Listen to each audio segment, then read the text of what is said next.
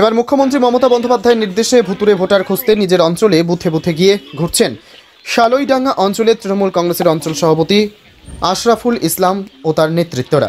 ভুয়ো ভোটারের তদন্তে তৃণমূল কংগ্রেসের অভিযান অঞ্চলের বুথে বুথে ও বাড়িতে বাড়িতে। ভোটারের জন্য তদন্তে নামলেন গাজলের শালইডাঙ্গা অঞ্চলের তৃণমূল কংগ্রেসের স্থানীয় পঞ্চায়েত সদস্য ও তৃণমূল কংগ্রেসের কর্মীদের নিয়ে বুথে বুথে ও বাড়ি বাড়ি গিয়ে অভিযান চালান ভোটারের তদন্ত করার জন্য।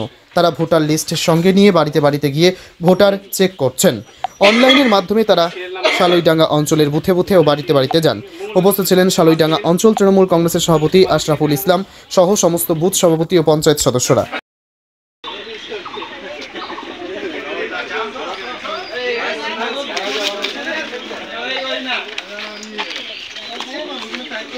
আজ 8ই মার্চ বিশ্ব নারী দিবস, আন্তর্জাতিক নারী দিবস।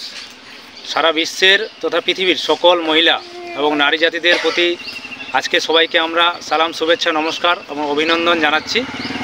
এবং প্রত্যেকটা নারী জাতি, মা বোন থেকে শুরু করে সবাইকে আজকে নারী জাতির যে দিবস, সেই দিবসের শুভেচ্ছা, ভালোবাসা। এবং তার সাথে মাননীয় মুখ্যমন্ত্রী মমতা ব্যানার্জির নির্দেশে যে বাড়ি বাড়ি ভুয়ো ভোটার চিহ্নিতকরণ যে প্রক্রিয়া,